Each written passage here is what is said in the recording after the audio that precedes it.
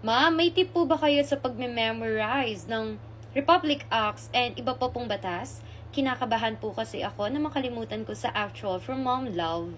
Hi teachers! Happy Trail Piris! Kumusta? Kumusta? Alam nyo ba, sa totoo lang, is like na i-stress din ako that time. Sabi ko, ang daming memorize, lalo na sa Gen Ed. Pero yun nga, nung nalaman ko na ano ba yung laging lumalabas sa board exam? Paano yung tanungan? Ganun.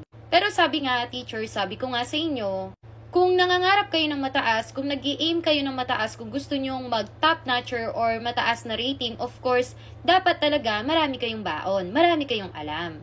Para kung may manggugulat man sa inyo, handa kayo. Pero isa sa mga tip ko, kung hindi nyo pa kayang i-memorize ngayon, tas madali nyong makalimutan, huwag nyo munang as in pag-aralan or i-memorize. Pag-aralan nyo pa yung mga madaling pag-aralan. Para hindi maubos yung oras nyo, baka mag-focus na lang kayo kaka-memorize ng batas. Pagdating, wala namang palang lalabas. And then, hindi talaga lahat lalabas.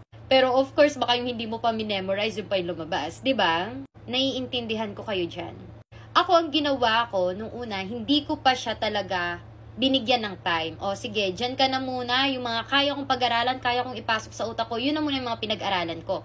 Para mas marami yung alam ko na, kesa doon sa mga batas. Kasi sa totoo lang, konti lang talaga yung lalabas. Pero hindi ko sinasabi na huwag niyong pag-aaralan.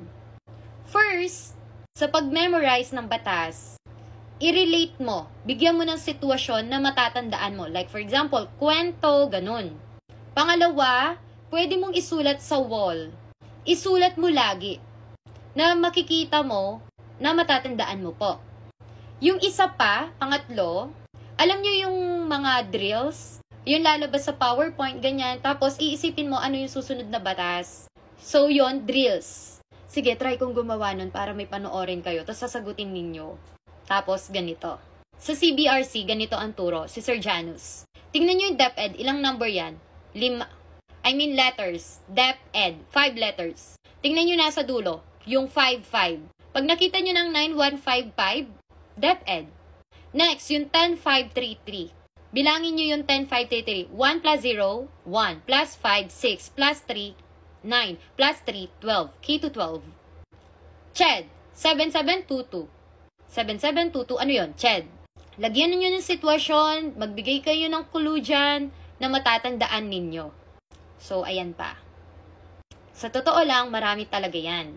Pero alam nyo ba, some, ibinibigay naman nila yung number. Dapat alam mo lang kung anong RA yon. Halimbawa, pag sinabi ko sa yung RA 4670, ano yon? Magna Carta. Uy, ready na siya kung nasagot niya.